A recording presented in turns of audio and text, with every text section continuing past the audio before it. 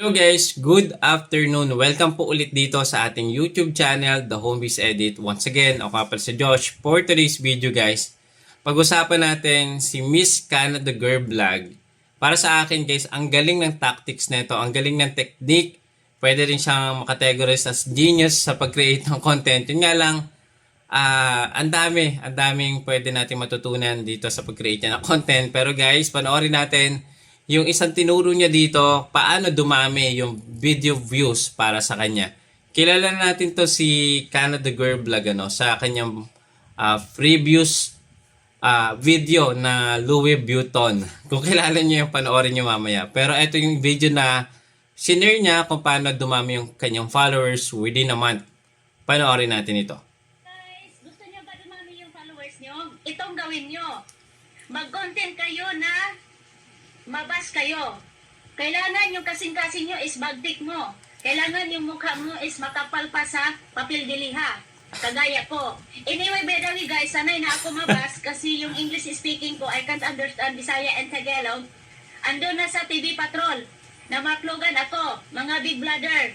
Naka million na yung views nila. Pero anyway, by the way, that time, hindi pa ako vlogger. Ngayon lang ako nag-vlog. 1 month pa lang, almost 1 month pa lang nag-vlog ako. Pero anyway, by the way, para mapansin kayo ng mga buzzers, gawa kayo ng content para ma-views kayo, mapansin kayo, para sharing, ang daming bad comment. Pero paghandaan niyo yan. Tama. Hindi niyo yan pansinin ang mga buzzers. Kasi ang mga buzzers ang nagpa-views nyo. Kasi share ng share. Dapat yung kasing-kasing nyo is mag-take kayo. Yung puso nyo is strong heart. Okay? Huwag niyong pansinin ang mga buzzers. At saka, kung hindi nyo kaya yan, huwag nyo nang gawin. Huwag na lang kayo mag-vlog. Okay naman mag-vlog kayo. Masaya lang kayo sa vlog.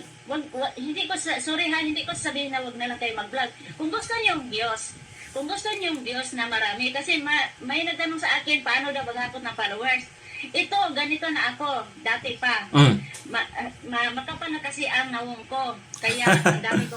Hello, diba guys? Pansinin nyo guys, yung usually every upload niya nasa range ng 10,000 to 100,000 video views per day, and meron siya dito guys trending hanapin natin dito.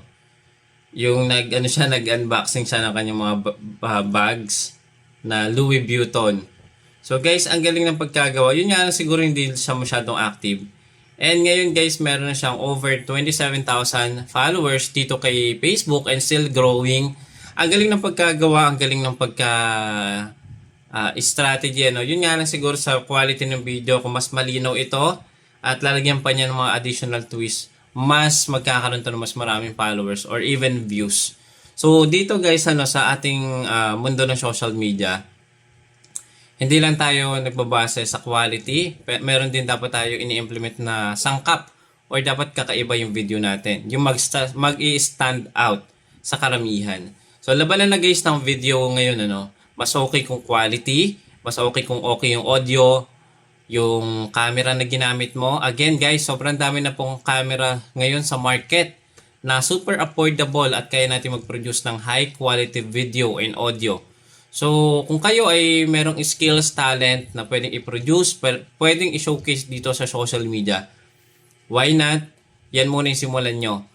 I-targetin nyo yung sa tingin nyo na talagang need ng video nyo. Kung sino yung mga audience or yung market na hinahanap nyo dito sa social media. Yung mga market po natin, yun po yung mga manonood sa video natin. Like for example, eto si Canada Girl Vlog, So, ang target niya talaga dito, yung mga bashers. Yun. Anyway, which is good naman. Yun nga lang, dapat kung ganito ang content natin, dapat kapalan talaga natin ng muka. And at the same time, tibayan natin ng loob natin or personality natin. Kasi sobrang daming mambabash, sobrang daming pagtatawanan ka. Pero okay pa din yun kung ang target mo pa din is yung video views. Video views equivalent to monetization.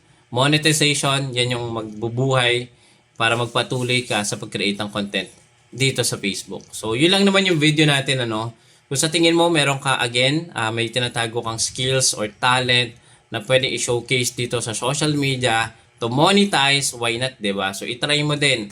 Kailangan mo lang naman pumasa sa terms and condition, Kailangan nating i-follow ang community standards, partner and content monetization, and also yung advertising policy ni Meta. Yun lang guys, thank you so much. Sana na nagustuhan niyo yung video natin ngayong araw, and please do share, palike naman. Don't forget to subscribe para sa mga bagong video, kayo po kagad yung manonotify. See you again sa next video. Bye-bye!